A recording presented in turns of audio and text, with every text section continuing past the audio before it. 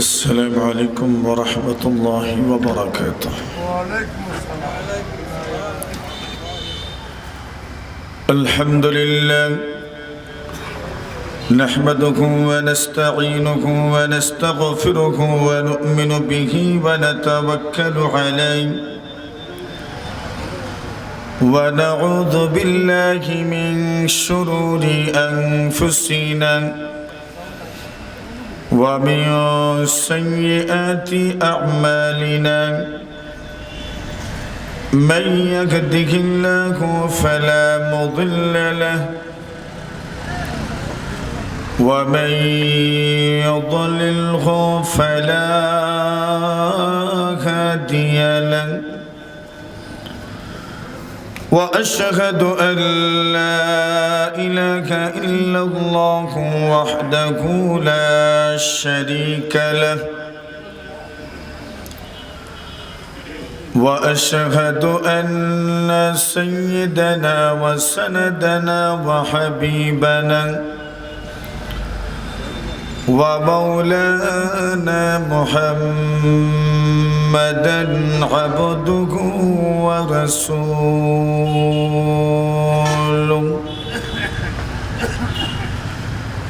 الذي أرسله الله تعالى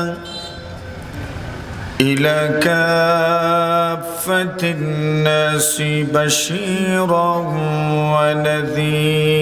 ونذيرا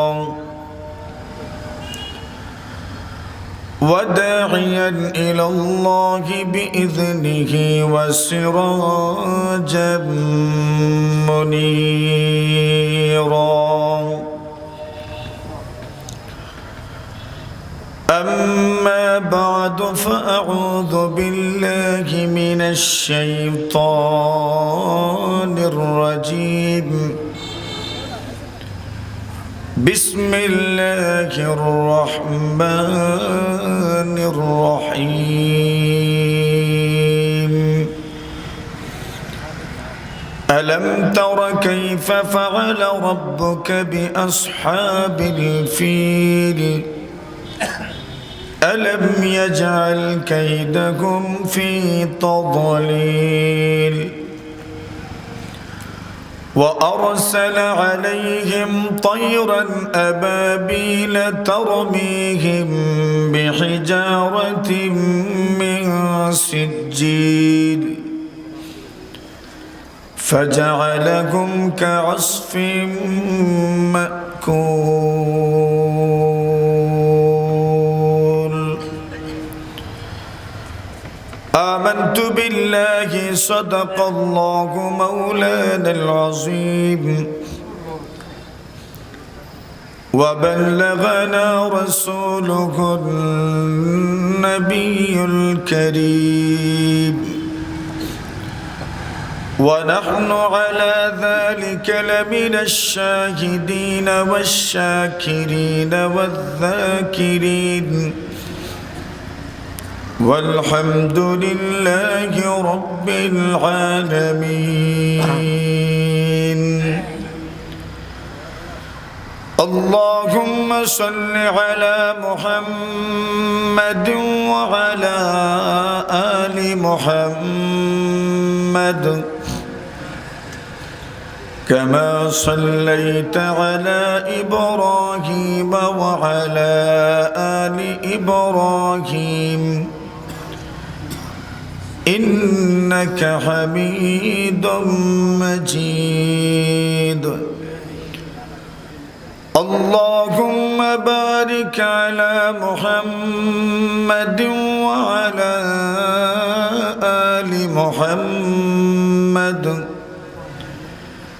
كما باركت على إبراهيم وعلى آل إبراهيم إنك حميد مجيد.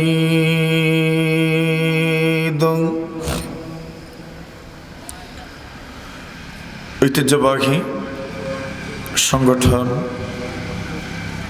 United club Durlabhpur মৌলভী বাজারের তিন দিনব্যাপী 28তম বার্ষিক তাফসিরুল কুরআন মাহফিলের আজ দ্বিতীয় দিনের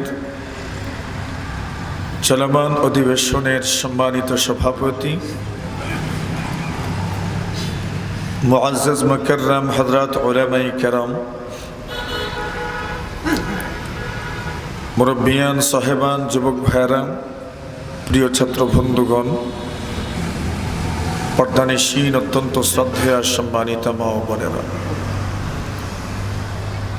আল্লাহ পাক রব্বুল আলামিনের অসংখ্য অগণিত শুকর যে মহান রব্বুল আলামিন আমাদেরকে এক ঐতিহ্যবাহী ঈদগাহ ময়দানে ঐতিহ্যবাহী তাফসিরুল কুরআন মহাসম্মেলনের গুরুত্বপূর্ণ একদিনে গুরুত্বপূর্ণ অধিবেশনে অত্যন্ত ভাব গাম্ভীর্যতা, আন্তরিকতা, শ্রদ্ধা, জানা শোনার আগ্রহ নিয়ে সমবেত হওয়ার তৌফিক দান করেছেন। এই জন্য আমরা প্রত্যেকেই শুকরিয়া আদায় করছি, আলহামদুলিল্লাহ। কর্তৃপক্ষ আলোচ্য বিষয় ধার্য করেছেন মহাগ্রন্থ আল কুরআনের 105 নম্বর সূরা সূরাতুল ফিল।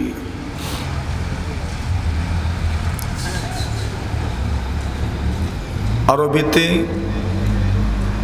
ফিল মানে হলো হাতি।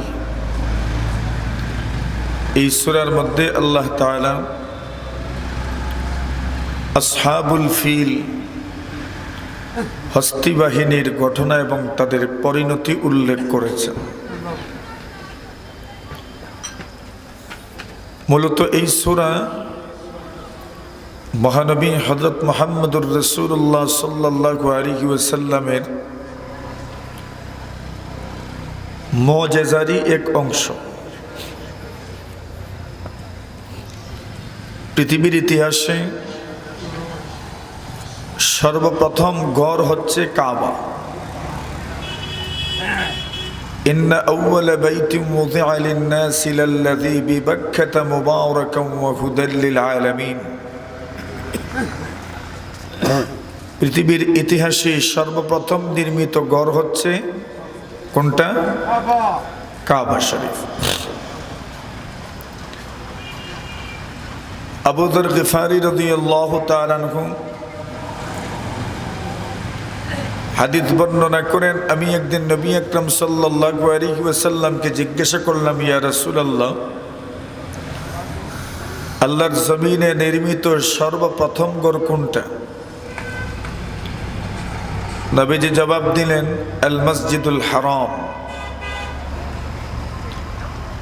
জিজ্ঞাসা করলাম, সুম্মা আইয়ুন, অতঃপর কোন ঘর? নবীজি জবাব দিলেন, আল মসজিদুল আকসা, বাইতুল মাকদিস। আবু যর গিফারি আবার বলেন, আমি জিজ্ঞাসা করলাম, কাম কানা বাইনাহুমা, আল্লাহর ঘর মসজিদে হারাম এবং বাইতুল মাকদিস, এই দুটি মসজিদের মধ্যে নির্মাণের ব্যবধান কতটুকু?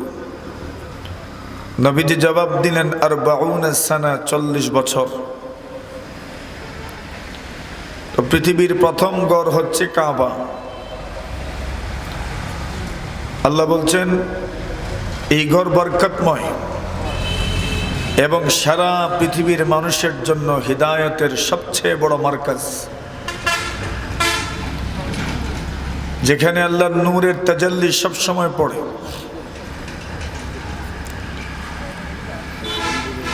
রাসূল আকরাম সাল্লাল্লাহু আলাইহি ওয়াসাল্লাম হাদিস শরীফের মধ্যে বলেন, কাবার কারণে আল্লাহ তাআলা পবিত্র নগরী মক্কাতুল মুকাররমা এবং আশপাশের বৃহৎ অঞ্চলকে সম্মানিত স্থান আল বালাদুল হারাম বলে ঘোষণা করেছে। মক্কাতুল মুকাররমা এমন এক শহর যেখানে কোনোভাবেই কোনো মানুষের ক্ষতি করা যাবে না, এমনকি এই শহরের গাছপালা কাটা যাবে না, ঘাস কাটা যাবে না, উপড়ে ফেলা যাবে না। এমনকি সেখানে কিছু পড়ে থাকলে কেউ উঠায়ও নিবে না। শিকার করার মতো কোনো জীবজন্তু দেখলে ওইটাকে শিকারও করা যাবে না। শিকার করার জন্য তার পিছনে দৌড়াবেন আর তাকে সামনের দিকে ভাগতে দিবেন, এমন করা যাবে না। মানে সবচেয়ে নিরাপত্তার শহর। কোরআনে মাজিদের জায়গায় জায়গায় এই শহরকে আল বালাদুল আমিন বলা হয়েছে, নিরাপত্তার শহর। আল্লাহ তাআলা খানায়ে কাবা অনেককেই নির্মাণ করার সৌভাগ্য দান করেছে। বিশেষভাবে যে দুজন নবীর নির্মাণের কথা আমাদের বেশি জানা,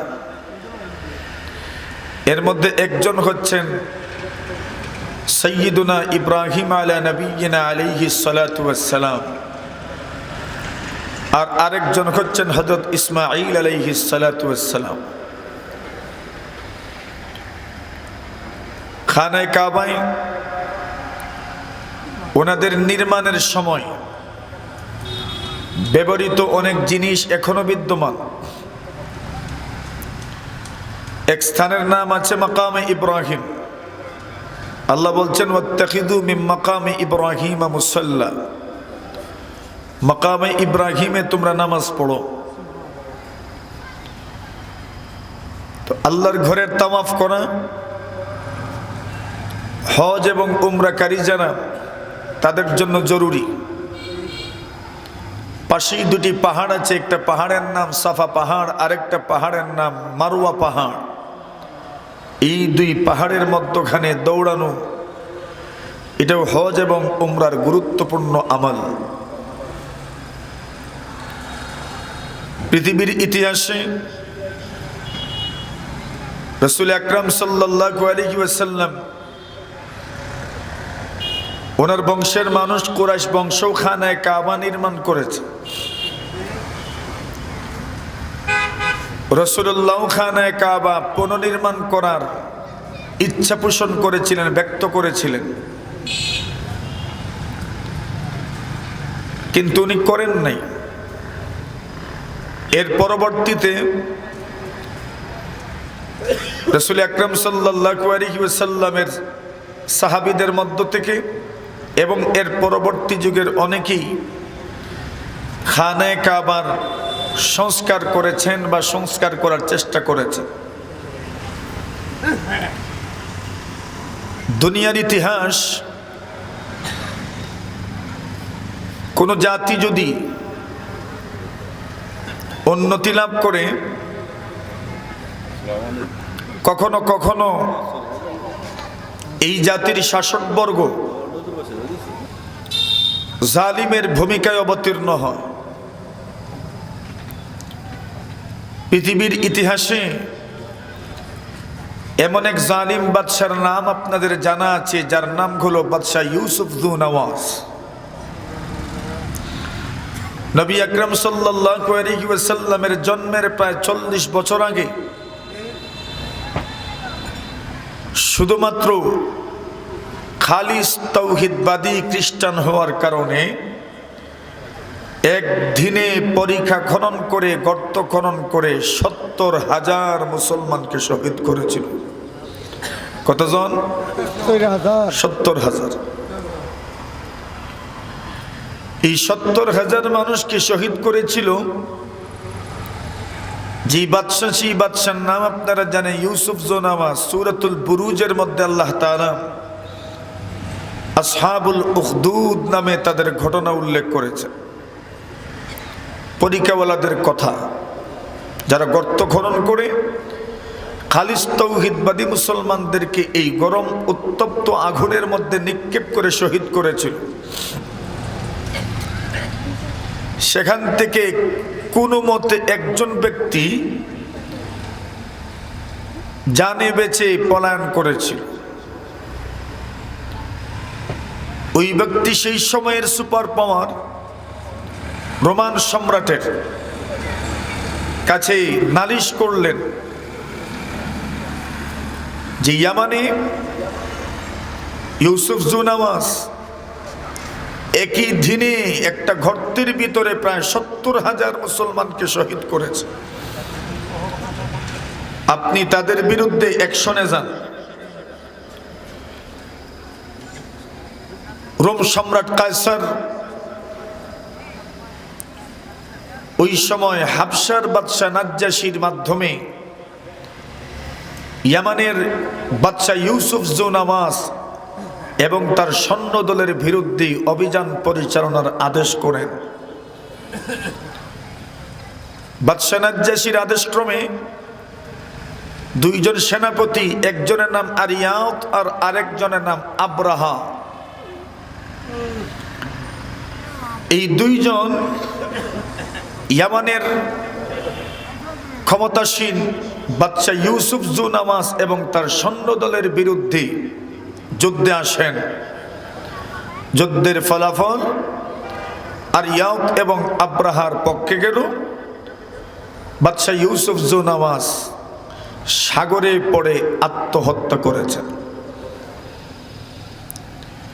আরিয়াত এবং আব্রাহা যখন ইয়ামান বিজয় করলেন, পুরোটা ইয়ামান হাবশীদের, আবিসিনিয়ার অধিবাসীদের ক্ষমতাধীন চলে গেল। আরিয়াত এবং আব্রাহার মধ্যে ক্ষমতা দ্বন্দ্ব দেখা দিল, কে শাসক হবেন। দুজনের পক্ষেই লোক বলছিল ব্যাপক প্রাণহানি ঘটবে এই ভয়ে তারা বড় যুদ্ধ না করে বললেন, চলো তুমি আর আমি নিজেই যুদ্ধ করি, যে জিতবে সেই শাসক, আর যে মারা যাবে তো সে মারা গেল। আব্রাহা ছিল একটু খাটো মানুষ, বেটে মানুষ, আর আরিয়াত ছিলেন বিশাল দেহের অধিকারী।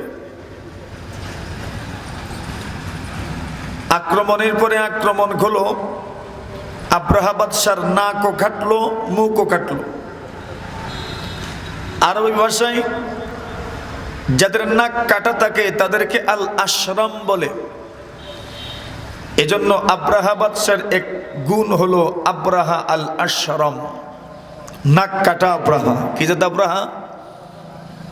বলেন বলেন, কি জাত আব্রাহা? নাক কাটা আব্রাহা। কোন আছে আব্রাহাকে নাক কাটা বলার আরেকটা কারণ আছে, সামনে বলছি। যখন আব্রাহার নাক কাটলো, মুখ কাটলো, তখন আব্রাহার গোলাম পিছন থেকে আরিয়াতের উপর আক্রমণ করে আরিয়াতকে হত্যা করে ফেললেন। বিদায় ইয়ামানের একচ্ছত্র শাসক হয়ে গেলেন আব্রাহা। কিন্তু নাজ্জাশী বাদশার কাছে আরিয়াতের হত্যা বিষয়টা উনি খুব ভালোভাবে নেন নাই, মেনে নেন নাই। আব্রাহার কাছে চিঠি প্রেরণ করলেন, পত্র প্রেরণ করলেন, তুমি আরিয়াতকে কেন হত্যা করলে? আমি অচিরেই তোমার বিরুদ্ধে সৈন্যদল পাঠাবো, তোমাকে শাস্তি করব, তোমাকে হত্যা করব। এই ধমকি শোনা মাত্রই আব্রাহা নাজ্জাশী বাদশার কাছে একটা চিঠি লিখলেন এবং ইয়ামানের কিছু মাটি একটা ব্যাগের ভিতরে, থলের ভিতরে ভরে নাজ্জাশী বাদশার কাছে পাঠাইলেন। সাথে নাকি উনি নিজের নাক কেটে নাকটাও নাকি নাজ্জাশী বাদশার কাছে প্রেরণ করেছেন।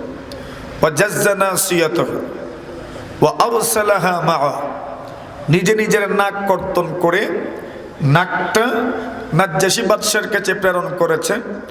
অনেক উপঢৌকন দিলেন এবং সাথে পত্র লিখলেন, জাহাপনা আমি আপনার আজ্ঞাবহ, আমি আপনার গুলাম ছিলাম, গুলামি থাকব, আপনি শপথভঙ্গ করুন।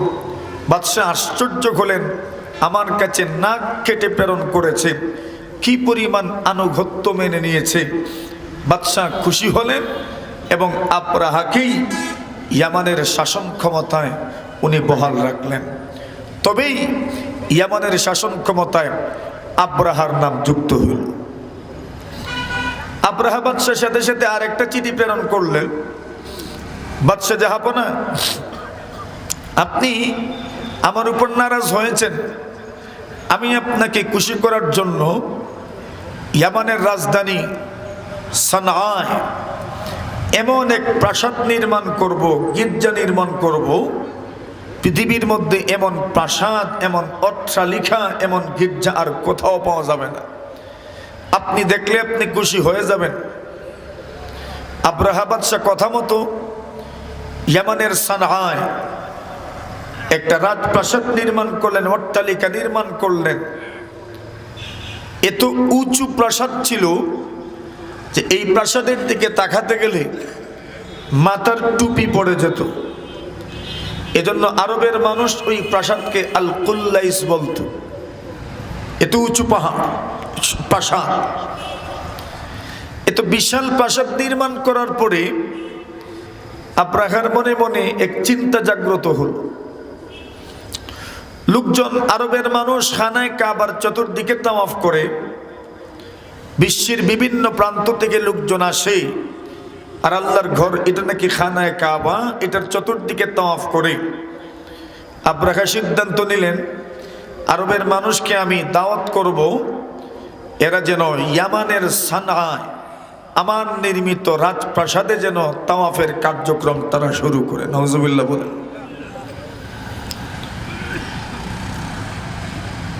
এই ফরমান যখন জারি করেছে, মনে রাখবেন ইয়ামান এটাও আরব উপদ্বীপের অন্তর্ভুক্ত, জাজিরাতুল আরব। মক্কা মদিনার পূর্ব দিক থেকে ইয়ামান বলে, হাজারামাউত ইয়ামান, সানআ, নাজরান, এগুলো একদিকে। আবরাহা যখন ফরমান জারি করেছেন, আর খানায় কাবায় তাওয়াফ কেউ করতে পারবে না, সকলকে তাওয়াফ করতে হবে আমার নির্মিত গির্জায়, এমন কোন সিদ্ধান্ত যদি কেউ চাপিয়ে দেয়, তাহলে ইমানদার জনগণ যারা, অথবা যারা নিজের ইতিহাস ঐতিহ্যকে ধারণ করে এরা জীবন দিতে রাজি হয়ে যাবে, এরপরেও নিজের ইতিহাস ঐতিহ্যে কালিমা লেপন করতে চাইবে না। ঠিক না বেটি? কেন এটা একটা ঐতিহ্য, এটা একটা ইতিহাস। এই ফরমান জারি করা মাত্রই এমন এক প্রতিক্রিয়া দেখা দিল, চতুর্দিকেই লোকজন খুবই ফুঁসে উঠছে। কি বলছে আবরাহা? আল্লাহর ঘর নাকি আমরা ছেড়ে দিব, আর তার বানানো গির্জায় নাকি আমরা তাওয়াফ করব। এই কথাটা শোনা পরে আরো বেরিয়ে একজন মানুষ, ওরে নাকি রাত্রের অন্ধকারে ওই গির্জায় গিয়ে মলমূত্র ত্যাগ করেছে, পেশাব পায়খানা করে নোংরা করে ফেলেছে। তত্ত্ব অনুসন্ধান করে যখন জানতে পারলো ঘটনা ঘটিয়েছে আরবের মানুষ, আবরাহা তাৎক্ষণিক সিদ্ধান্ত নিলেন, আমি আর খানায় কাবাকে অক্ষত রাখবো না, আমি কাবা ঘর ধ্বংস করে দিব। নাউজুবিল্লাহ বলেন। কি মনে করেন কাবা ঘরের মালিক কে? জোরে বলেন। কাবা ঘরের মালিক আল্লাহ তাআলা। এই ঘর আল্লাহ তাআলা এই পৃথিবীর মধ্যে নির্মাণ করিয়েছেন, এবং পৃথিবীর প্রথম ঘর খানায় কাবা। আবরাহা বাদশাহ বিশাল এক বাহিনী নিয়ে আল্লাহর রাসূল সাল্লাল্লাহু আলাইহি ওয়াসাল্লামের জন্মের মাত্র কয়েকদিন আগে, নবী আকরাম সাল্লাল্লাহু আলাইহি ওয়াসাল্লামের জন্মের কিছু আগে, জন্মের বছরই কিছু আগে, কেউ তো বলছেন 50 দিন 55 দিন, এই পরিমাণ দিন আগে আবরাহা বাদশাহ ইয়ামান থেকে বিশাল বাহিনী নিয়ে কাবা ঘর ধ্বংস করার জন্য যাত্রা করল। তার এই যাত্রায় শুধু মানুষ ছিলেন না, শুধু ঘোড়া ছিল না, উট ছিল না, কয়েকটা হাতিও ছিল। এজন্য এই বাহিনীর নাম কোরআনের বর্ণনায় হাতি বাহিনী। কি বাহিনী? হাতি বাহিনী। হাতি কেন আনছিল?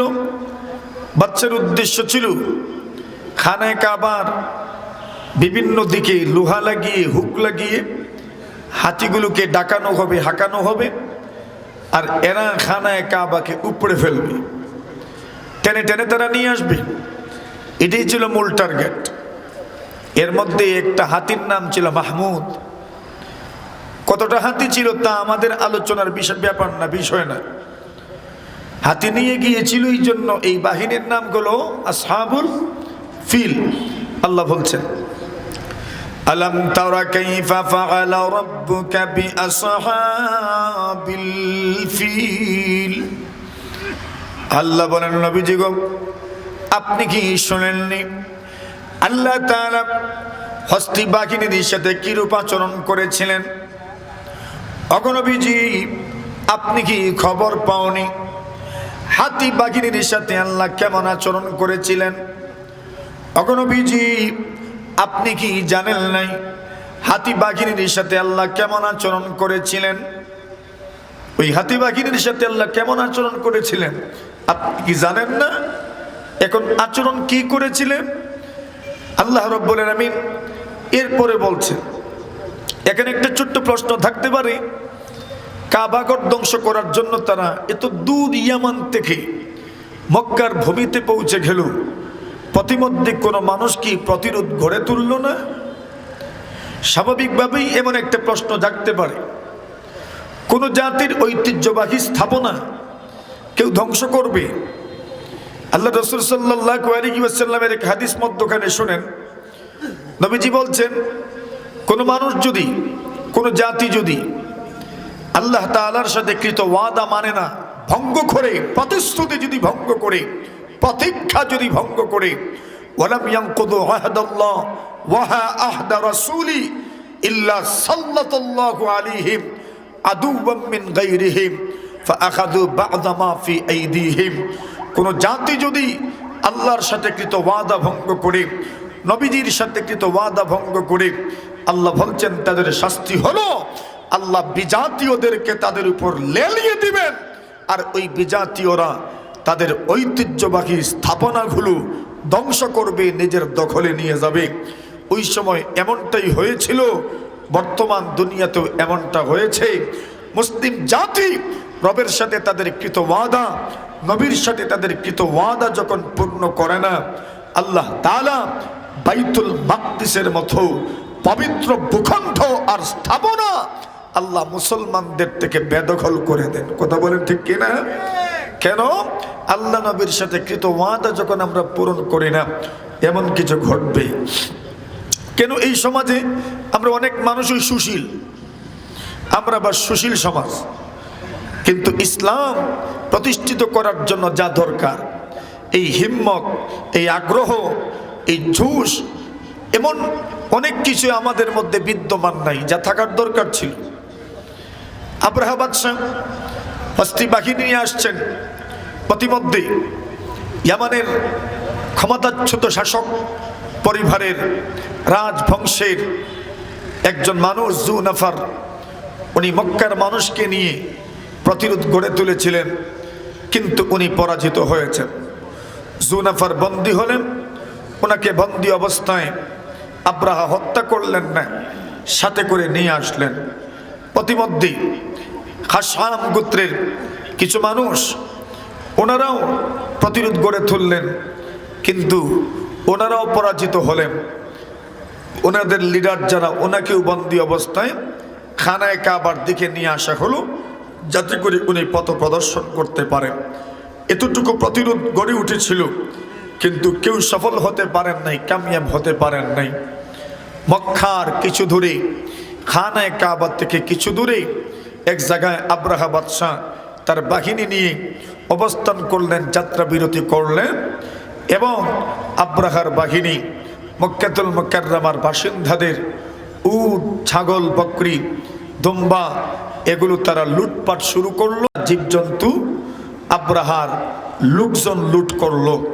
আব্দুল মুত্তালিব ছিলেন তখন মক্কাতুল মুকাররমার সর্বজন শ্রদ্ধেয় নেতা। উনি নবীজির কি হন?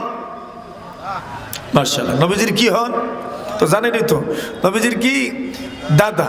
তো দাদা এত সম্মানী, নাতিও তো সম্মানী। দাদাকে সকলেই সম্মান করতেন, নাতিও ছিলেন সম্মানী। আব্দুল মুত্তালিব দেখতেও সুন্দর মানুষ, এত সুন্দর মানুষ সেই যুগে এত সুন্দর কোন মানুষ কেউ দেখে নাই। সুবহানাল্লাহ। উনি এত সুন্দর হওয়ার কারণে ওনার নাম ছিল সাইবা, মানে সুন্দর, অতিরিক্ত সৌন্দর্যের কারণে শরীরের পশম পর্যন্ত আপনার সাদা হয়ে গিয়েছে। এত সৌন্দর্য আল্লাহ ওনাকে দান করেছে। চেহারাও সুন্দর, গঠনও সুন্দর, শারীরিক অবকাঠামো এত সুন্দর, চেহারার মধ্যে ভয় আছে, নেতৃত্বের চাপ আছে, যত কিছু থাকার দরকার সবই ওনার মধ্যে বিদ্যমান আছে।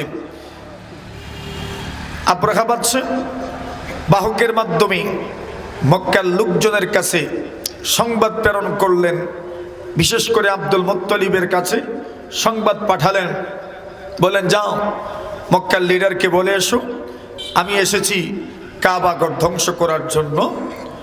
যদি তারা বাধা দেয় না তো তাদের লিডার যেন আমার কাছে আসেন, আলাপ আলোচনা করেন এবং এই ব্যাপারে যেন প্রতিজ্ঞা করেন যে আমাদেরকে বাধা দিবেন না, আমরা যুদ্ধ করব না, শুধু কাবাঘর ধ্বংস করে চলে যাব।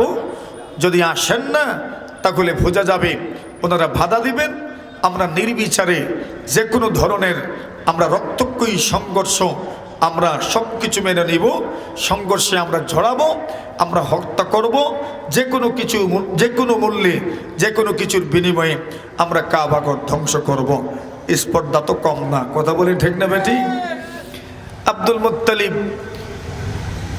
বাহককে আগেই বলে দিলেন আমাদের এত শক্তি সামর্থ্য নাই যে আমরা আপনাদের বিরুদ্ধে যুদ্ধ করব, এমন শক্তি সামর্থ্য আমাদের নেই। আব্দুল মুত্তালিব নিজেরই ছেলে কয়েকজনকে নিয়ে আব্রাহার সামনে গেলেন।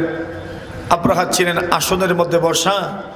যেই মাত্র আব্দুল মুত্তালিবের চেহারার সৌন্দর্যতা আর চেহারার মধ্যে যে একটা ভাব আছে এটা উনি দেখেছেন, সাথে সাথেই আব্রাহা আসন ছেড়ে আব্দুল মুত্তালিবের সাথে মাটির মধ্যে বিছানা আছে ওই বিছানায় এসে পড়ছেন। আব্দুল মুত্তালিবকে বললেন আমি তো এসেছি খানায়ে কাবা ধ্বংস করার জন্য।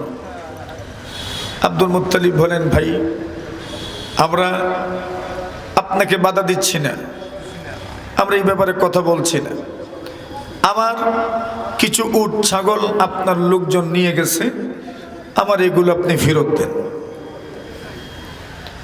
আব্রাহা বললেন আমি তো ধারণা করেছিলাম আপনি জ্ঞানী গুণী মানুষ, বিবেকবান মানুষ, কিন্তু আমি আপনার কথায় তো বুঝলাম বিবেক বলতে কিছু নাই, ওই আপনার মাঝে কোনো দূরদর্শিতা নাই। কেন? আপনি একজন লিডার মানুষ, আপনি আপনার উট ছাগল নিয়ে কথা বলছেন, অথচ আমি এসেছি খানায়ে কাবা ধ্বংস করার জন্য। এই ব্যাপারে আপনার জবান থেকে আমি কিছুই শুনলাম না। উনি বলছেন দেখেন আমি তো কাবাগরের মালিক নই। সুবহানাল্লাহ। আমি কাবাগরের কি নই? মালিক নই। আনা রব্বুল ইবিল, আমি হচ্ছি উঠের মালিক। আনা রব্বুল ইবিল, আমি হলাম উঠের মালিক। এই দুনিয়াতে সাময়িক সময়ের জন্য এই উটগুলোর মালিকানা আমার, আমি হচ্ছি উঠের মালিক। ওয়ালিল বাইতি রাব্বুন ইয়াহমিহি, যে ঘরকে ধ্বংস করার জন্য তুমি এসেছো ওই ঘরের একজন মালিক আছেন, উনি তার ঘরকে হেফাজত করবেন। সুবহানাল্লাহ বলেন, কি সুন্দর কথা। আনা রব্বুল ইবিল, আমি হলাম উঠের মালিক, এই জন্য আমি আপনার কাছ থেকে উট ছেড়ে নিয়েছি। ওয়ালিল বাইতি রাব্বুন ইয়াহমিহি, এই যে ঘর আপনি ধ্বংস করার জন্য এসেছেন ওই ঘরের একজন মালিক আছেন, উনি তার ঘর বাঁচাবেন। এমনিতে আব্রাহা দম্ভ ভরে অহংকারের সাথে বলেন মা কানা লিয়ামতানিয়া মিন্নি, কোন মানুষ এই ঘরকে আজকে আমার হাত থেকে বাঁচাতে পারবে না। এমন কোন শক্তি নাই যেই শক্তি এই ঘর আমার হাত থেকে বাঁচাবে। কোন শক্তি, কোন সামর্থ্যবান এমন নাই যে নাকি আমার হাত থেকে এই ঘরকে বাঁচাবে। আব্দুল মুত্তালিব বললেন, এটা আমাকে শোনায় লাভ নাই, আনতা ওয়া যাকা, তুমি আর আল্লাহ জানো। এই ধমক আমাকে দিয়ে লাভ কি? আপনি বলছেন মা কানা লিয়ামতানিয়া মিন্নি, এই ঘরকে আপনার হাত থেকে আজকে কেউ বাঁচাতে পারবে না। উনি বলছেন এটা আপনি জানেন আর আল্লাহ জানেন। সুবহানাল্লাহ, সুবহানাল্লাহ বলেন, সুবহানাল্লাহ বলেন। আরে কি কথা না বলছেন বুঝছেন? আপনি আমাকে ধমক দিচ্ছেন মিয়া। আপনি বলছেন মা কানা লিয়ামতানিয়া মিন্নি, আল্লাহর ঘরকে বুঝি আপনার হাত থেকে কেউ বাঁচাতে পারবে না। ঘরের মালিক তো আমি নই, বলছি তো আগে। ঘরের মালিক একজন আছেন, উনি আর আপনি জানেন। আনতা ওয়া যাকা, উনি আর আপনার ব্যাপার, আমার কি এখানে? আমাকে ধমক শোনাইও লাভ নেই, ধমক দিয়েও লাভ নেই। উনি জানেন ওনার ঘর কিভাবে হেফাজত করবেন। সুবহানাল্লাহ বলেন। ঘরের মালিককে আল্লাহ। আব্দুল মুত্তালিব উট ছাগল নিয়ে ফেরত আসলেন। আসার পরে সকলকে বললেন প্রত্যেকেই পাহাড়ের চূড়ায় আশ্রয় নেন, গর্ত গুহায় আশ্রয় নেন, কেউ আমরা যুদ্ধে জড়ানোর দরকার নাই। উনি নিজে আল্লাহর ঘরে গেলেন, আল্লাহর ঘরের জন্য কান্নাকাটি করলেন।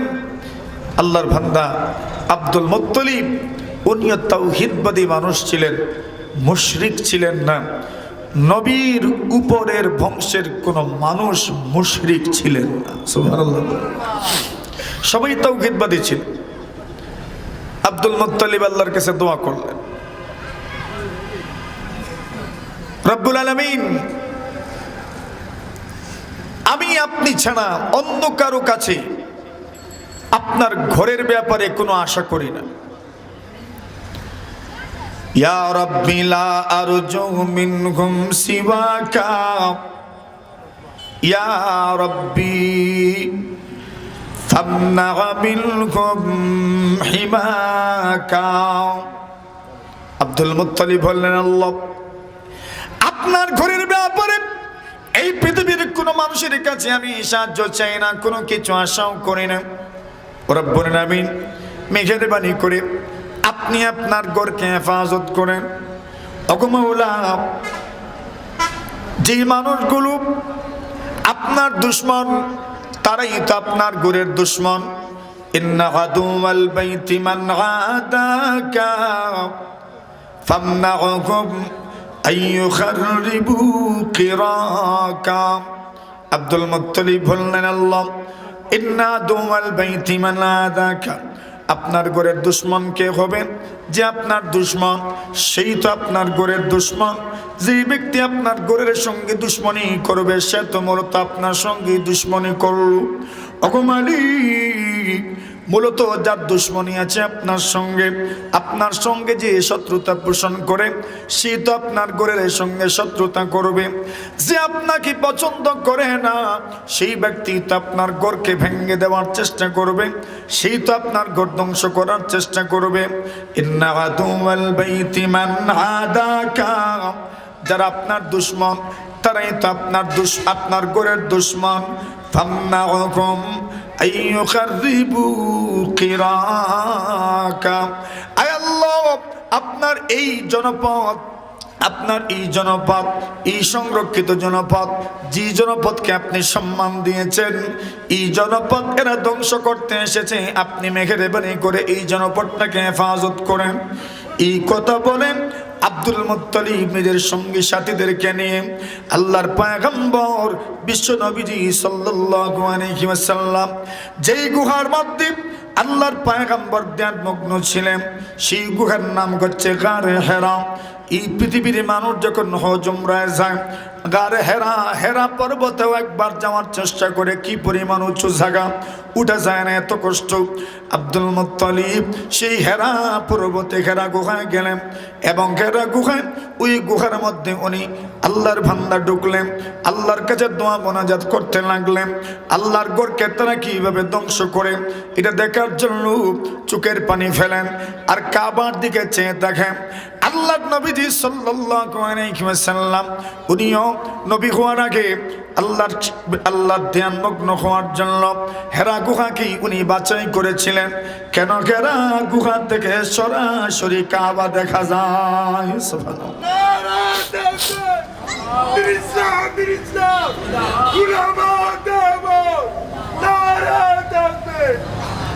আব্দুল মুত্তালিব উনিও আল্লাহর ঘর যেহেতু ওই গুহার থেকে সরাসরি দেখা যায়, এই জন্য উনি হেরা গুহায় গেলেন আল্লাহর ঘরের পরিণতি দেখার জন্য। ওইদিকে দোয়া করেছেন কার কাছে? ঘরের মালিককে। মাজুরে কম, আপনি একজন ঘরের কেয়ারটেকার, এখন কেউ এসেছে এই ঘরের ক্ষতি করবে, আপনি মালিককে ফোন দিয়ে বললেন যে আপনার ঘর ভাঙ্গার জন্য কেউ এসেছে, কি মনে করেন মালিক বসে থাকবেন? না চেষ্টা করবেন? চেষ্টা করবেন। চাচা ভাতিজা আপনজন যারা আছে, আপনার নেতা যারা আছে, এদেরকে ফোন টোন দিবেন আর বলবেন যাও সে দেখে আসো, এরা নাকি আমার ঘর ভাঙ্গার জন্য এসেছে, বিষয়টা একটু বুঝে আসো, একটু বোঝার চেষ্টা করো কি নাকি আমি আসবো। আল্লাহ তাআলার ঘর ভাঙবেন। আব্দুল মুত্তালিব ঘরের মালিককে বলছেন, আল্লাহ এরা তো আপনার ঘর ভাঙতে এসেছে, আর আমি দুনিয়ার আর কারো কাছ থেকে কিছু আশা করি না, আপনার ঘর তো আপনি তো হেফাজত করবেন। এখন কি মনে করেন আল্লাহ কি হেফাজত করবেন না? মাথুন না আপনারা? আল্লাহ হেফাজত করতে না? আল্লাহ হেফাজত করবেন। কেমনে করবেন? আল্লাহ বলেন, আলাম তারা কাইফা ফাআলা রাব্বুকা বিআসহাবিল ফিল আলাম ইয়াজআল কাইদাহুম ফি তাদলিল। আল্লাহ বলেন, নবীজি গো আপনি কি দেখেন নাই?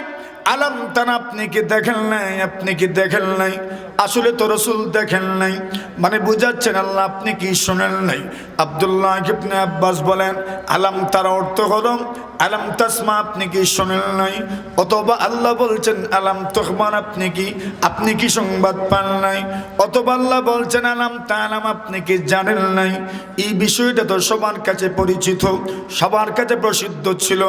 এমনকি খানায়ে কাবা আল্লাহর হাবিব সাল্লাল্লাহু আলাইহি ওয়াসাল্লাম যে সময় নবী হয়েছেন, যে সময় সূরাতুল ফিল নাজিল হয়েছে, কাবা ঘর ভাঙার জন্য যখন তারা চেষ্টা করেছিল, সেই সময়ে যারা এদের পরিণতি দেখেছেন, নিজের চোখে দেখেছেন, এমন অনেক মানুষগুলো জীবিত ছিলেন।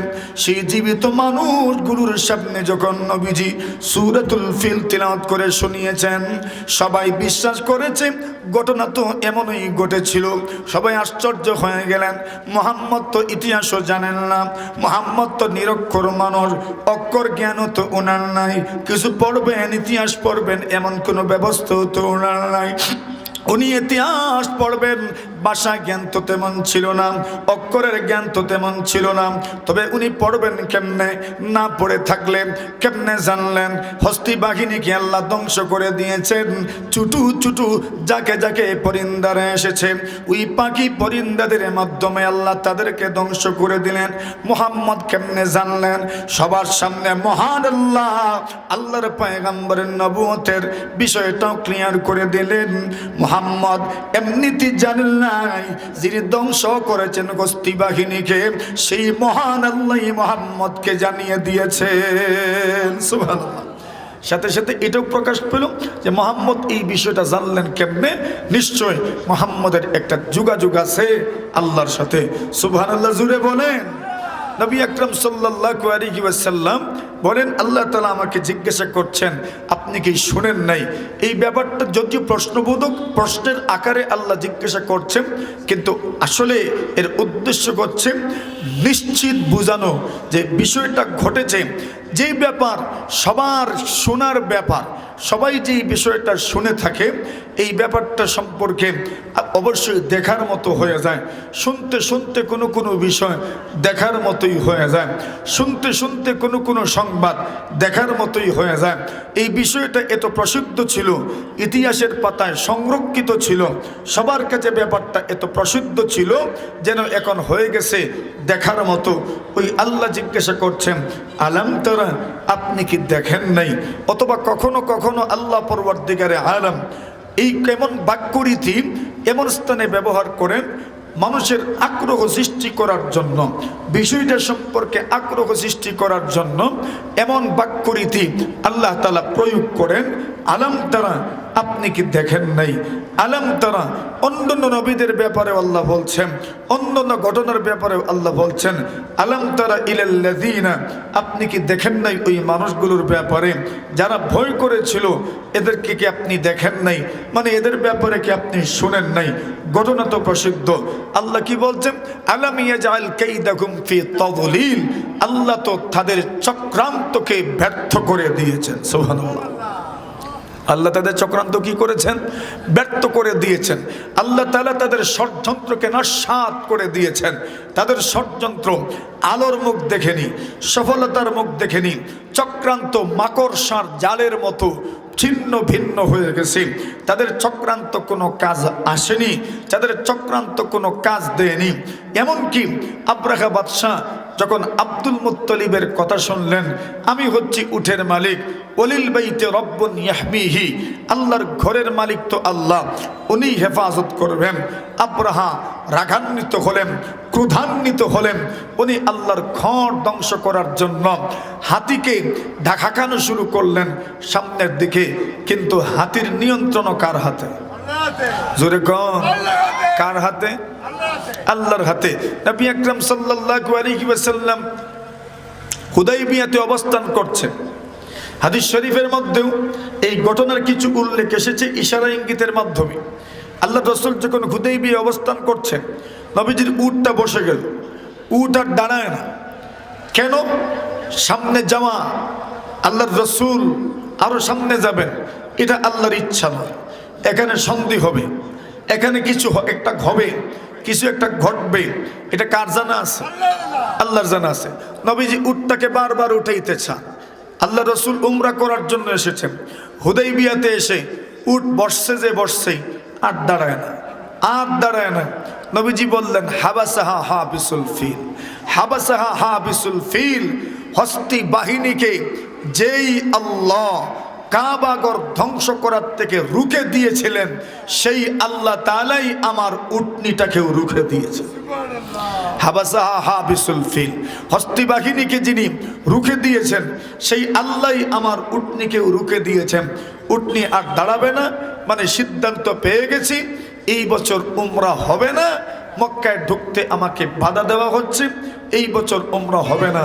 সন্ধি হবে, ইসলামের ধার উন্মোচিত হবে, ইসলামের প্রচার প্রসারের বিভিন্ন পথ উন্মোচিত হবে, উন্মুক্ত হবে। নবীজি এখানেই বসে থাকলেন। তো হাদিস শরীফের মধ্যে রাসূল বলছেন, হস্তি বাহিনীকে যিনি রুখে দিয়েছিলেন, উনি আমার উটনিটাকে রুখে দিয়েছেন। উটনির নিয়ন্ত্রণ আল্লাহর হাতে, হাতিরও নিয়ন্ত্রণ কার হাতে? আল্লাহর হাতে। আব্দুল মুত্তালিব তো চলে গেছেন হেরা গুহায়, ওইদিকে সবাই পাহাড়ের চূড়ায়। আবার আব্রাহা যুদ্ধের জন্য প্রস্তুতি নিচ্ছেন, কাবাগর ধ্বংস করবেন। কেউ যদি বাধা দিতে আসে মেরে কেটে শেষ করে ফেলবেন। হাতিকে হাঁকাচ্ছেন সামনে যাওয়ার জন্য, কিন্তু হাতি বসছে যে আর নড়ে না। সুবহানাল্লাহ, জোরে বলেন। ইয়ামানমুখী করলে দৌড় দেয়, মক্কামুখী করলে, কাবামুখী করলে হাঁটে না, চলে না। ইয়ামানের দিকে যদি হাতির রূপ করে দেওয়া হয়, তবে হাতি দৌড়ানোর জন্য প্রস্তুত হয়ে যায়, কাবার দিকে যেতে চায় না। এমনিতেই আল খাশামি বলেন, ওপরক মাহমুদ, আরে মাহমুদ, হাতির নাম বলছিলেন মাহমুদ, যেটা নেতা ছিল, নেতা হাতির নাম মাহমুদ। আল্লাহর বান্দা বলেন, উবরুক মাহমুদ, মাহমুদ তুমি বসে যাও। আবির জিরা শিদান মিন হাইসু জিতা, অথবা যেখান থেকে তুমি এসেছিলাম ওখানে তুমি আবার ফিরে যাও। ফাইন্নাকা ফি বালাদিল্লাহিল হারাম। আল্লাহর বান্দা বলেন, হাতিরে তুমি জানো না এমন শহরে তুমি এসেছো, যে শহর সম্মানিত শহর, ফি বালাদিল্লাহিল হারাম, যেমন তেমন শহর নয়, দুনিয়ার কোন মানুষের শহর নয়, যে শহর সরাসরি আল্লাহর শহর।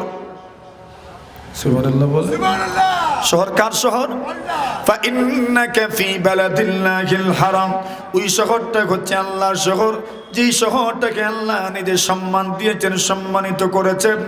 এই শহরের মধ্যে কোনো হত্যাকাণ্ড চলে না, যুদ্ধ চলে না। এই শহরের মধ্যে কোনো ধরনের গাছ উপড়ে ফেলা যায় না, কোনো ধরনের গাছের ডাল ভাঙ্গা যায় না, কোনো প্রাণীকে মারাও যায় না। আল্লাহর বান্দা বলেন, অবরুক মাহমুদ, এরে মাহমুদ বসে পড়ো, বসে পড়ো, বসে পড়ো। আবির যারা সেদিন মিন হাইসু জিতা, অথবা যেখান থেকে এসেছো সেখানে তুমি আবার ফিরে যাও। ফাইন্নাকা ফি বালাদিল্লাহিল হারাম, মহান আল্লাহর সম্মানিত শহরের মধ্যে তুমি আছো। মাহমুদ তো উঠে না, মাহমুদ তো উঠে না, উঠে দাঁড়াতে চায় না। কিন্তু এমনের দিকে যদি ফিরানো হয় তবে দৌড়ানো শুরু করে। আল্লাহ পরমার্থিকারে আলম বলেন, এরা মক্কার মুকাররমার খানায় কাবা হাত দিবে দূরের কথা, কাবার দ্বারের কাছেও তো এরা যাইতে পারে নাই। আল্লাহ বলছেন, আমি তাদের চক্রান্ত নস্যাৎ করে দিলাম, আমি আল্লাহ তাদের ষড়যন্ত্র ব্যর্থ করে দিলাম। ওয়া আরসালা আলাইহিম তাইরান আবাবিল, আল্লাহ বলেন কিভাবে তাদের চক্রান্ত নস্যাৎ করে দিলাম। আল্লাহ পরবর্তীকারে আলম বলেন, ছোট্ট ছোট্ট পক্ষীগুলো আমি প্রেরণ করলাম, ছোট ছোট পাখির দল আমি আল্লাহ প্রেরণ করলাম। যেই পাখিগুলো যাকে যাকে এসেছে দলে দলে এসেছে, এক দলের পরে আর এক দল, এক দলের পরে আর এক দল, এমন পাখিগুলো এসেছে যে পাখিগুলোর মুখের মধ্যে ছিল ছোট্ট একটা কঙ্কর, দুইটা পায়ের মধ্যে ছিল আরো দুইটা কঙ্কর। আল্লাহর হাবিব সাল্লাল্লাহু আলাইহি ওয়াসাল্লাম বলেন, হাতের এদের মুখের মধ্যে যে কঙ্কর ছিল এবং দুইটা পায়ের মধ্যে যে কঙ্করগুলো ছিল, এগুলোর সাইজ কেমন ছিল ইতিহাসবিদরা বলেন ডাই এবং গমের মতো এইরকম একটা সাইজের পাথর ছিল। আল্লাহ পরমার্থিকারে আলম বলেন, পাখিগুলো যাকে যাকে এসেছে এবং এদের উপর থেকে পাথর নিক্ষেপ করেছে। আল্লাহ রাসূল সাল্লাল্লাহু আলাইহি ওয়াসাল্লামকে আল্লাহ জানায়া দেন, তারবিহিম বিহিজারাতিম মিন সিজিল, আল্লাহ বলেন এমন পাথর দিয়ে আক্রমণ করেছে যে পাথরগুলো ছিল পোড়া মাটির কঙ্কর, পোড়া মাটির কঙ্কর ছিল। মাটির এবং পাথরের মিশ্রণে যে পাথর কঙ্কর হয় এমন পাথর ছিল, পোড়া মাটির কঙ্কর এদের উপর নিক্ষেপ করা হলো। আল্লাহর নবীজি সাল্লাল্লাহু আলাইহি ওয়াসাল্লাম বলেন, এদের উপর কঙ্করগুলো পড়েছে। মুফাসসিরিনে কেরাম বলেন, যে মানুষের গায়ে কঙ্কর পড়েছে সবার গায়ে পড়ে নাই, এক দুইজনের গায়ে পড়তে পড়তে সবাই দৌড়ানো শুরু করেছে, যে দিক বিদিক ছোটাছুটি শুরু করেছে। মুফাসসিরিনে কেরাম বলেন, যার গায়ে একটা কঙ্কর লেগেছে তার শরীরের অঙ্গ প্রত্যঙ্গগুলো একদম ছিন্ন ভিন্ন হয়ে গেছে, কষে পড়ে গেছে। আল্লাহর হাবিব সাল্লাল্লাহু আলাইহি ওয়াসাল্লামকে আল্লাহ জানায়া দেন, ওগো নবীজি, আমি তাদের চক্রান্ত, আমি তাদের ষড়যন্ত্র ব্যর্থ করে দিলাম। বেশি কোনো বাহিনী লাগে নাই, আকাশে উড়ন্ত পাখির মাধ্যমে তাদের চক্রান্ত আমি আল্লাহ ব্যর্থ করে দিয়েছি। সুবহানাল্লাহ, ক্ষমতা আল্লাহর আসেনি? তারমিহিম বিহিজারাতিম মিন সিজিল, ওই পাখিগুলো যাকে যাকে এসেছে তাইরান আবাবিল, আবাবিল কোনো পাখির নাম নয়, আবাবিলের অর্থ জামাআতিন, ওই পাখিগুলো ঝাঁকে ঝাঁকে এসেছে, দলে দলে এসেছে, এক দলের পরে আরেক দল, এক দলের পরে আরেক দল, এইভাবে এসেছে। কেউ তো বলছেন ওই পাখিগুলো কেমন ছিল, কোন মুফাসসিরে কোরআন বলেন এই পাখিগুলো ছিল সামুদ্রিক কালো রঙের পাখি। আল্লাহর বান্দারা বলেন, হিয়া তাইরুন সুদুন বাহরিয়া, সামুদ্রিক কালো রঙের পাখি ছিল, যেই পাখিগুলোর ফি মিনকারিহা ওয়া আযাফিরিহা আল হিজারা, যেগুলোর মুখের মধ্যে এবং এগুলোর পায়ের মধ্যে ছোট ছোট পাথর ছিল। কোন মুফাসসির বলছেন এমন পাখি আল্লাহ প্রেরণ করেছিলেন যেই পাখিগুলো ইতিপূর্বে দেখা যায় নাই। সাঈদ ইবনে জুবাইর রাহিমাহুল্লাহু তাআলা বলেন, এমন পাখি আল্লাহ প্রেরণ করেছিলেন, কানা তাইরান লাম ইউরা ক্বাবলাহা ওয়ালা বা'দাহা, এমন পাখি আল্লাহ আব্রাহার দলকে ধ্বংস করার জন্য, হস্তি বাহিনী হাতি বাহিনীকে ধ্বংস করার জন্য এমন পাখি আল্লাহ প্রেরণ করেছিলেন, যেমন পাখি ইতিপূর্বে আর দেখা যায় নাই এবং ওই দিনের পরেও আর এমন কোনো পাখি দেখা যায় নাই। সুবহানাল্লাহ, এই কথাটা অত্যন্ত যুক্তিসঙ্গত। আল্লাহ তাআলা কোনো জাতিকে যদি আযাব দেন আযাবের জিনিস চিরকাল থাকে না। আল্লাহ তাআলা পৃথিবীর ইতিহাসে কিছু মানুষকে আযাব এবং শাস্তি দেওয়ার জন্য বানর বানিয়ে দিয়েছিলেন, এদের বংশ আর থাকে নাই। ঠিক এইভাবে যে পাখি দিয়ে আল্লাহ তাদেরকে আযাব দিয়েছেন, ওই পাখিগুলো অতীতেও ছিল না, এরপরেও আর এমন কোনো পাখি দেখা যায় নাই। এমন পাখি এসেছে, আল্লাহ তাদেরকে এই পাখিগুলোর মাধ্যমে ধ্বংস করে দিয়েছেন। নবী আকরাম সাল্লাল্লাহু আলাইহি ওয়াসাল্লামকে আল্লাহ বলেন, তারমিহিম বিহিজারাতিম মিন সিজ্জিল, এমন পাথর যেই পাথরগুলো ছিল শক্ত পাথর।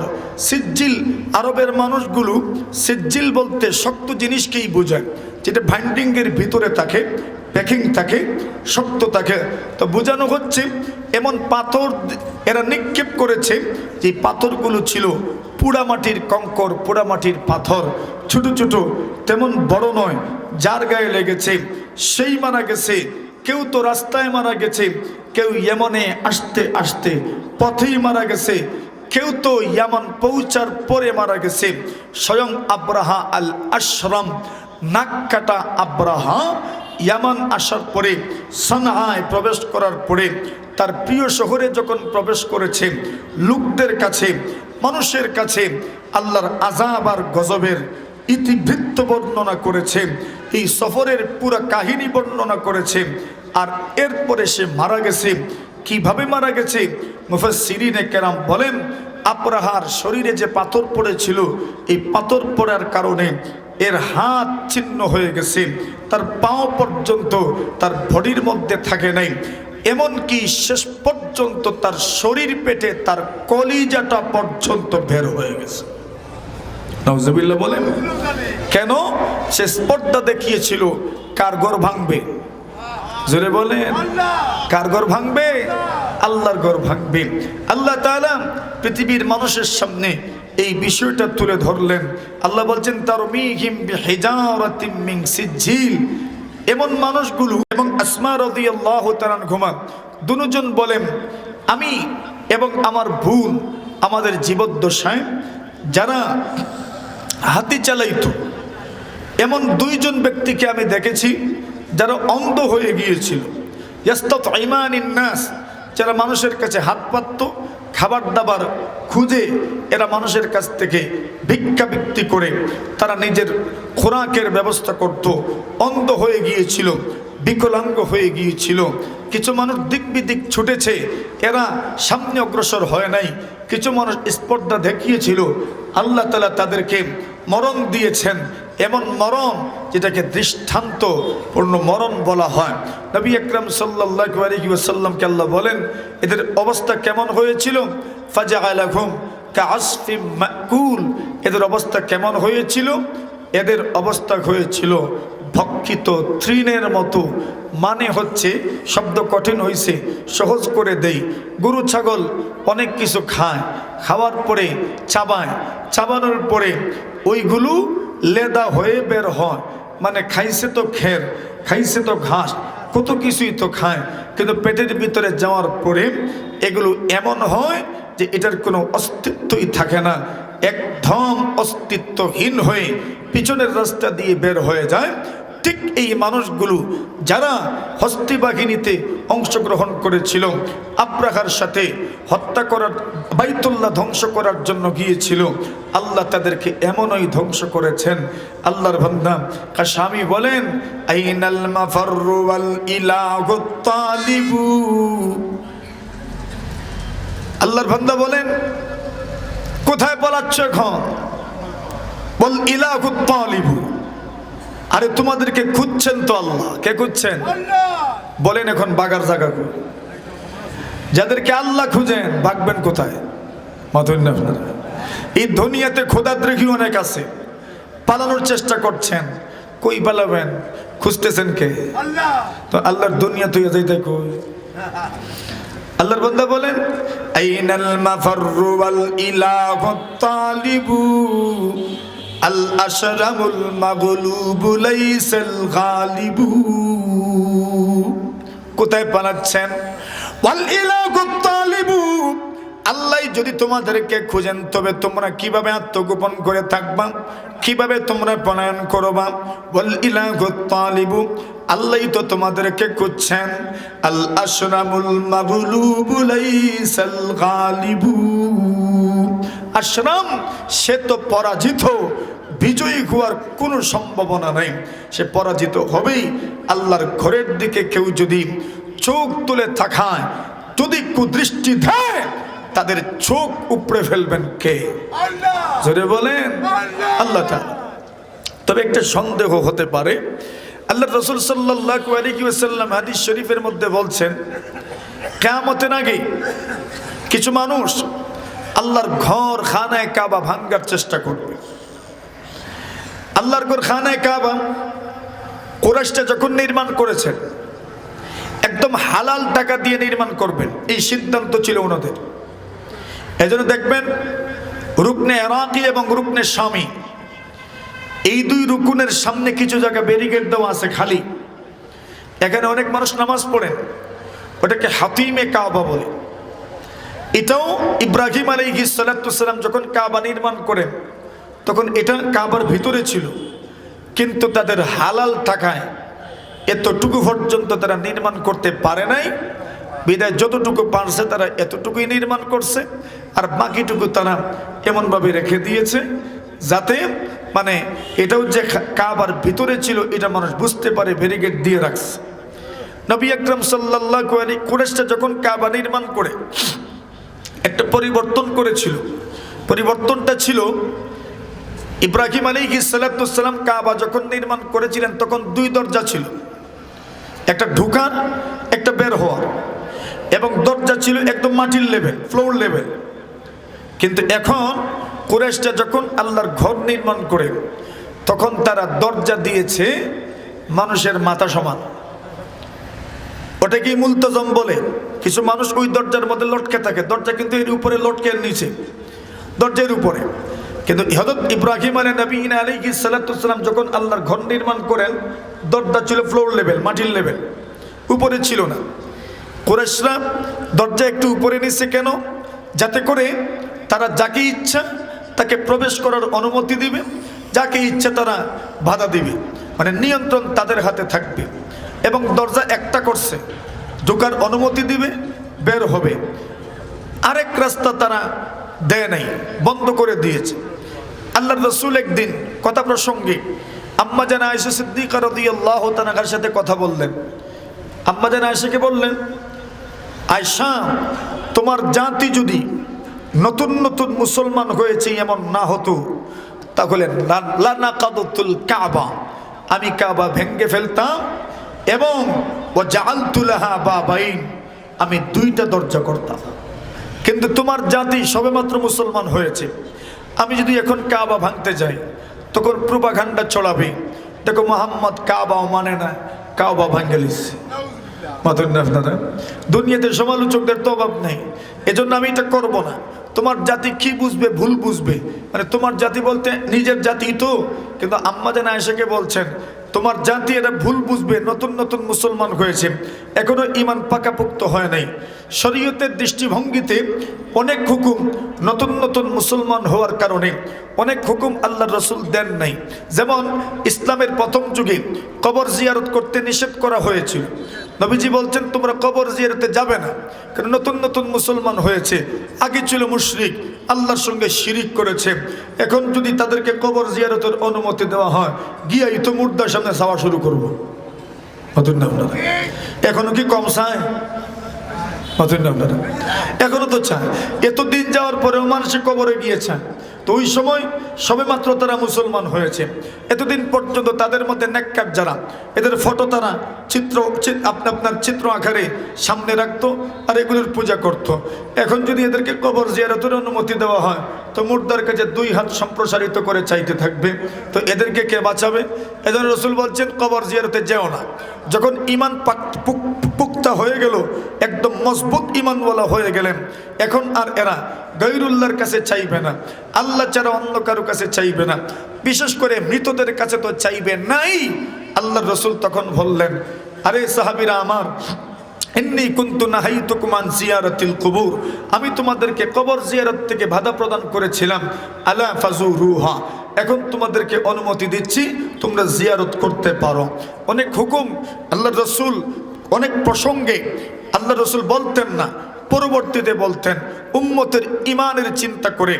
এবং অনেক সময় অনেক উত্তম আমল যেটা ফরজ নয়, ওয়াজিব নয়, সুন্নত নয়, মুস্তাহাব, উম্মতের কষ্ট হবে দেখে আল্লাহ রসুল ছেড়ে দিতেন। অনেক সময় অনেক কথা সকলকে বলতেন না, মানুষ ভুল বুঝবে এজন্য সকলকে বলতেন না। নির্দিষ্ট যাদের আকল আছে, জ্ঞান আছে, বুদ্ধি আছে, বিবেক আছে, জ্ঞানী গুণী মানুষ তাদেরকেই বলতেন, কেন এরা ভুল বুঝবে না। এখন আল্লাহ রসুল আয়েশাকে বলছেন, আয়েশা তোমার জাতি যদি সবেমাত্র মুসলমান না হতো তাহলে আমি কাবা ভেঙে দিতাম, আর ইব্রাহিম নবী যেভাবে বানিয়েছিলেন আমি সেইভাবেই নির্মাণ করতাম। কিন্তু এরা নতুন নতুন মুসলমান হয়েছে, এরা আমার ব্যাপারে খারাপ ধারণা পোষণ করবে। নতুন নতুন মক্কা বিজয় হয়েছে, এরা বলবে দেখছো অবস্থা, মুহাম্মদ মক্কাটা বিজয় করার পরেই এখন কাবা ভেঙে ফেলছে। আল্লাহ রসুল বললেন আমি এটা করব না। তবে নবীজির ইন্তেকালের পরে রাসূল আকরাম সাল্লাল্লাহু আলাইহি ওয়াসাল্লামের সাহাবী আব্দুল্লাহ ইবনে জুবাইর রাদিয়াল্লাহু তাআলা আনহু নবীজি যেভাবে কাবা নির্মাণ করতে চেয়েছিলেন এইভাবেই নির্মাণ করেছেন। কিন্তু এরপরে হাজ্জাজ ইবনে ইউসুফ এসে আবার বর্তমান যে হালতে আছে, মানে কুরাইশরা যেভাবে নির্মাণ করেছিল এইভাবেই নির্মাণ করেছেন, যাতে আব্দুল্লাহ ইবনে জুবাইরের কোনো স্মৃতি আর না থাকে, সব স্মৃতি যেন মুছে যায়, এজন্য উনি এমনটা করেছেন। খলিফা হারুনুর রশিদের জামানায় উনি চেয়েছিলেন আল্লাহর রসুল যেভাবে নির্মাণ করতে চেয়েছিলেন এবং আব্দুল্লাহ ইবনে জুবাইর যেইভাবে নির্মাণ করেছেন এইভাবে নির্মাণ করবেন। কিন্তু ইমাম মালিক রাহিমাহুল্লাহু তাআলা ফতোয়া দিলেন কাবা যেভাবে আছে এভাবেই থাকবে, নতুন কোনো সংস্কার করা যাবে না, নতুন কোনো নির্মাণ কাজ এখানে করা যাবে না, কোনো ধরনের ভাঙ্গি করা যাবে না। কেন এই ফতোয়া দিয়েছেন? যদি এইভাবে বাদশা যুগে যুগে আসবে আর এদেরকে যদি কাবা নতুন করে সংস্কার, নতুন করে নির্মাণ করার অনুমতি দেওয়া হয়, তাহলে রাজা বাদশাদের খেলনার পাত্র হয়ে যাবে আল্লাহর ঘর। ঠিক না বেটি? এজন্য ওই সময় ফতোয়া দিয়েছেন। আজ পর্যন্ত কাবা এই অবস্থানেই আছে। মুহতারাম হাজিরিনে কেরাম, কাবা আল্লাহর ঘর ভাঙতে এসেছিলেন আব্রাহা, আল্লাহ ওনাকে ধ্বংস করে দিয়েছেন। নবী আকরাম সাল্লাল্লাহু আলাইহি ওয়াসাল্লাম নির্মাণ করতে চেয়েছিলেন, করেন নাই। আব্দুল্লাহ ইবনে জুবাইর নির্মাণ করেছেন। এরপরে হাজ্জাজ ইবনে ইউসুফ এই অবস্থানে রেখেছেন। এটা হচ্ছে আমাদের কাবা, যেই কাবা পৃথিবীর প্রথম ঘর, যেই ঘরের ইতিহাসে এমন একটা পর্যায়ে রসুল বলছেন আসবে যেই সময় কিছু মানুষ আল্লাহর ঘরকে ধ্বংস করে দিবে। এখন প্রশ্ন জাগতে পারে, আল্লাহর ঘর, আব্দুল মুত্তালিব বললেন ওয়ালিল বাইতে রব্বুন ইয়াহমিহি, আল্লাহর ঘরের একজন মালিক আছেন যিনি তার ঘরকে হেফাজত করবেন। তাহলে কিয়ামতের আগে ওই হাবশার লোকজন আল্লাহর ঘর ধ্বংস করবে কিভাবে, ভাঙবে কিভাবে? মুহাদ্দিসিনে কেরাম বলেন এটা হচ্ছে কিয়ামতের লক্ষণ। কি কিসের লক্ষণ? কিয়ামতের লক্ষণ। বিদায় ওই সময় আল্লাহর ঘর ভাঙতে পারবে, এটা কিয়ামতের লক্ষণ হিসাবে নবীজি কিয়ামতের লক্ষণ যেগুলো বর্ণনা করেছেন, সেই কিয়ামতের লক্ষণগুলোর একটা লক্ষণ হলো যে ওই সময় হাবশার কিছু মানুষ আল্লাহর ঘরকে তারা ভেঙে ফেলবে। এটা আল্লাহর ঘরের যে আল্লাহ হেফাজত করছেন না এমন নয়, বরং কিয়ামত সংগঠিত হতে হবে। কিয়ামতের আলামত এবং কিয়ামতের লক্ষণগুলোর মধ্যে একটা লক্ষণ হলো যে এই মানুষগুলো আল্লাহর ঘর ভাঙবে। কথা বুঝেছেন? এটা মুহতারাম আজান হয়ে গেছে, এজন্য কথা আর দীর্ঘায়িত করছি না। আল্লাহ বলছেন ফাজআলাকুম কাআসফিম মাকুল, এদের নাম নিশানা পর্যন্ত আল্লাহ মিটিয়ে দিয়েছেন, নিশ্চিহ্ন করে দিয়েছেন, এদেরকে ধ্বংস করে দিয়েছেন আল্লাহ তাদের।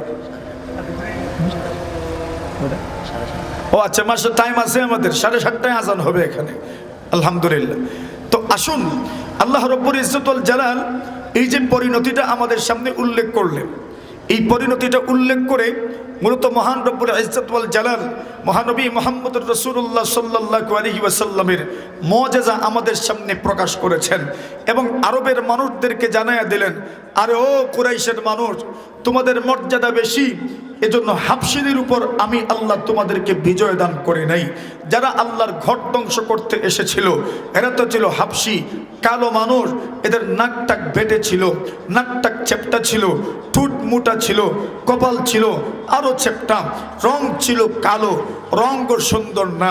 তো এমন নয় যে হাবশী মানুষের উপর তোমাদেরকে প্রাধান্য দিতে গিয়ে তোমাদের সম্মান মর্যাদা বাড়ার কারণে, তোমাদের সম্মান মর্যাদা বেশি হওয়ার কারণে এদের উপর তোমাদেরকে বিজয় দান করেছি, এমন নয়। নবী আকরাম সাল্লাল্লাহু আলাইহি ওয়াসাল্লাম নিজে বলছেন, আরে ও উম্মত আমার, লা ফাদলা লি আরাবিয়্যিন আলা আজামি।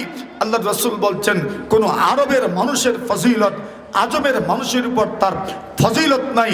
আল্লাহ রসুল বলছেন কোন মানুষ এই দুনিয়াতে সে আরবি হওয়ার কারণে বাঙালি মানুষের চাইতে উত্তম, বিষয়টা এরকম নয়।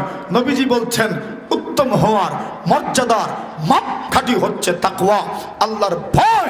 যার অন্তরে আল্লাহর ভয় আছে সেই উত্তম, যার অন্তরে আল্লাহর ভয় নাই সে উত্তম হতে পারে না। আরব হও, শ্বেতাঙ্গ হও, কৃষ্ণাঙ্গ হও, আল্লাহর পছন্দিদা উত্তম হওয়ার মাপকাঠি কি ভাই? তাকওয়া। কি জোরে বলেন? তাকওয়া। যার অন্তরে তাকওয়া আছে সেই উত্তম। আল্লাহ বলছেন, আরে ও কুরাইশ, তোমরা মনে মনে ভাবছো তোমাদের খানদান উন্নত, তোমাদের বংশমর্যাদা ভালো, তোমরা সম্ভ্রান্ত পরিবারের মানুষ, এজন্য আমি হাবশীদের মোকাবেলায় তোমাদেরকে বিজয় দান করেছি।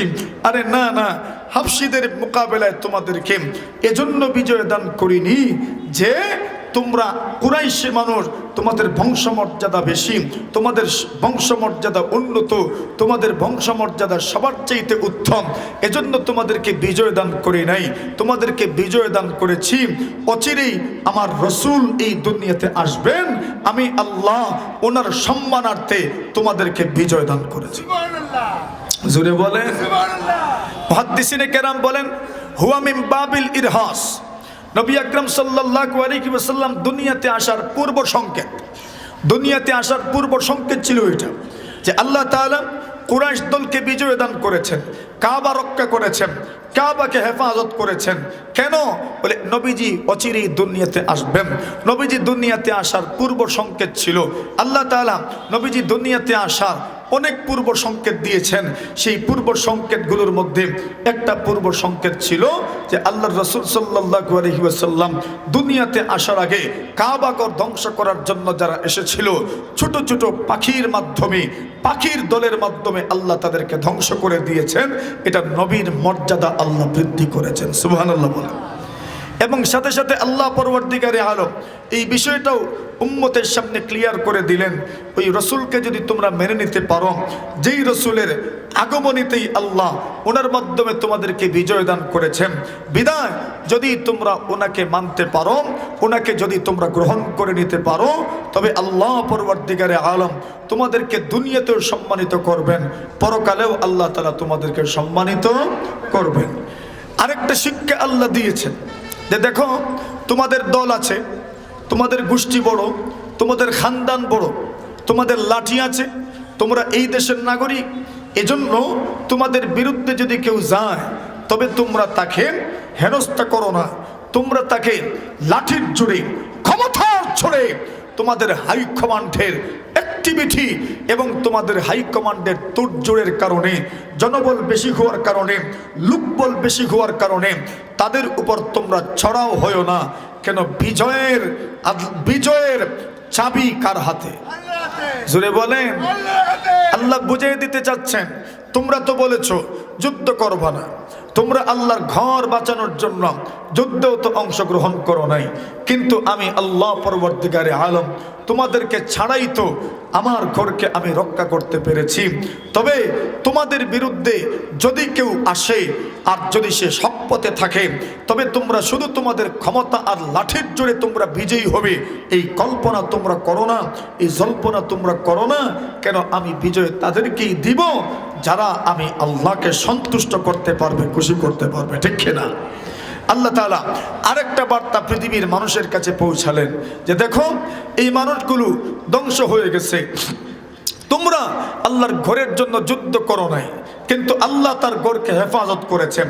এর মানে হলো ইসলাম জিতবে, ইসলাম জিতবেই, হয়তো তোমাকে সাথে নিয়ে আর না হয় তোমাকে রেখে ইসলাম কিন্তু জিতবেই। আপনারা জোরে বলেন, ইসলাম হারবে না জিতবে? আরে বলেন, ইসলাম হারবে না জিতবে? আপনাকে নিয়ে অথবা আপনাকে রেখে ইসলাম কিন্তু জিতবে। আল্লাহ বলছেন যা আল হক ওয়াজাহাকাল বাতিল। এই দুনিয়াতে ইসলামই জিততে আছে, দুনিয়ার কোনো প্রান্তে ইসলাম হারছে না, ইসলামই জিতছে। আপনি ভাবছেন মনে হয় আমরা মুসলমানরা তো সম্পদের দিক থেকেও কম, কর্তৃত্বের দিক থেকেও কম, নেতৃত্বের দিক থেকেও কম, তবে আমরা জিতলাম কেমনে, ইসলাম জিতলো কেমনে? আরে ভাই, এই দুনিয়াতে কিছু মানুষ অন্য ধর্মের হলেও ইসলামী কিছু গুণ তারা তাদের মধ্যে ফিট করেছে, আর ইসলামী ওই গুণের কারণে, মানব সেবার কারণে, চ্যারিটি সংস্থায় ডোনেটের কারণে তারা জিতছে। এটা ইসলামী গুণ, ইসলামী গুণই জিতছে। আর আমরা যে এই দুনিয়াতে লাঞ্ছিত হচ্ছি কেন? আমাদের মধ্যে তো অনইসলামিক গুণ বেশি চলে এসেছে। কথা বলে ঠিক না বেটি? তো অনইসলামিক গুণের কারণে আমরা হারছি, আমরা পরাজিত হচ্ছি, আমাদের অধপতন হচ্ছে। তাহলে অনইসলামিক গুণের অধপতন হচ্ছে, আর ইসলামিক গুণ এই দুনিয়াতে বিজয়ী হচ্ছে। বিজয় কিন্তু ইসলামেরই হচ্ছে। কথা বলে ঠিক না বেটি? তো বিজয় কার হচ্ছে? ইসলামের হচ্ছে।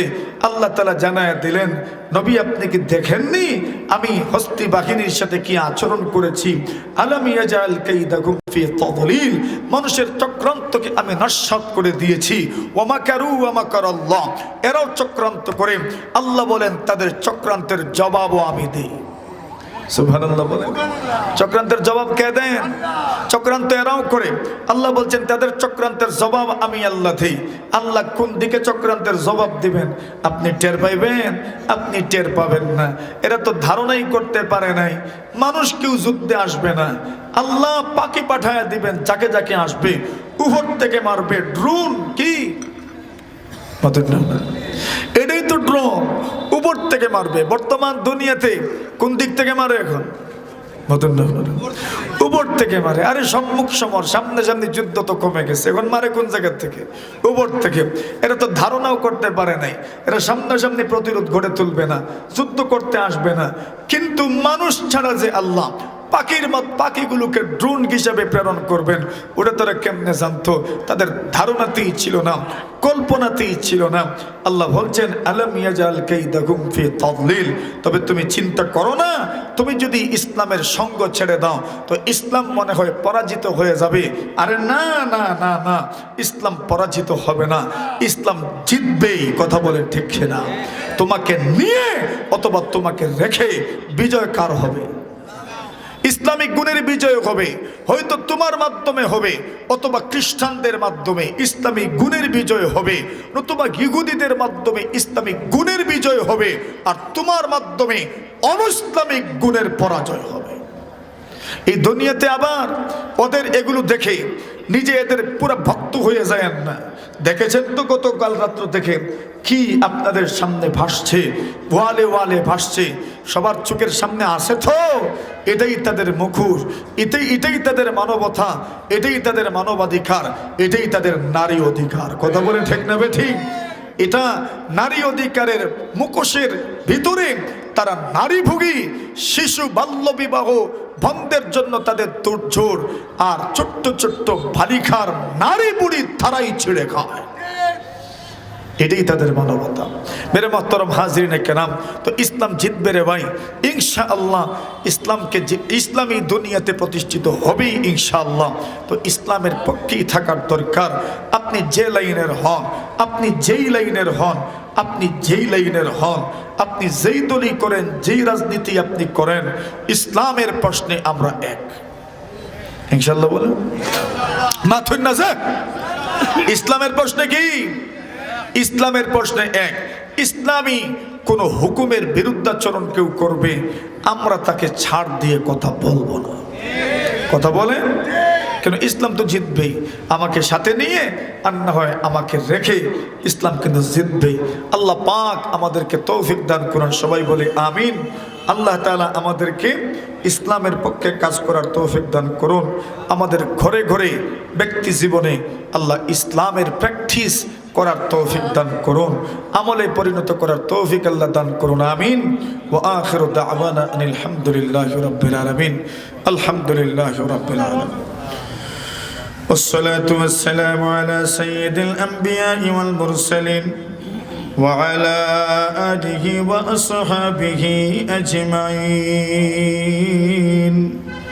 أي الله আমরারে মাফ ফরমাও, আমরার মুর্দেগানদেরকে মাফ ফরমাও, আমরার বিমারদেরকে শিফা দান ফরমাও। আয় আল্লাহ তাআলা আমাদের সকল বিমারদেরকে আপনি মেহেরবানি করে শিফা দান করো। আল্লাহ আমাদের পেরেশানি দূর করে দাও। আমাদের এক বোন অসুস্থ, আল্লাহ মেহেরবানি করে আপনার দারু শিফা থেকে শিফা দান করো। রব্বানা আমাদের পরিবার পরিজন যারা অসুস্থ সকলকে মেহেরবানি করে আপনি শিফা দান করেন। আল্লাহ তাআলা এই আল্লাহ এই সংগঠনকে আল্লাহ কিয়ামত পর্যন্ত আপনি জারি আর সারি রাখো। আল্লাহ প্রজন্ম থেকে প্রজন্মান্তরে মহান রব্বুল আলামিন এই আকীদা বিশ্বাস ধ্যান ধারণা চিন্তা চেতনা আল্লাহ প্রজন্ম থেকে প্রজন্মান্তরে আপনি পৌঁছায়া দাও। সবাই যেন আমরা ইসলামের জন্য নিবেদিত প্রাণ হতে পারি তৌফিক দান করো।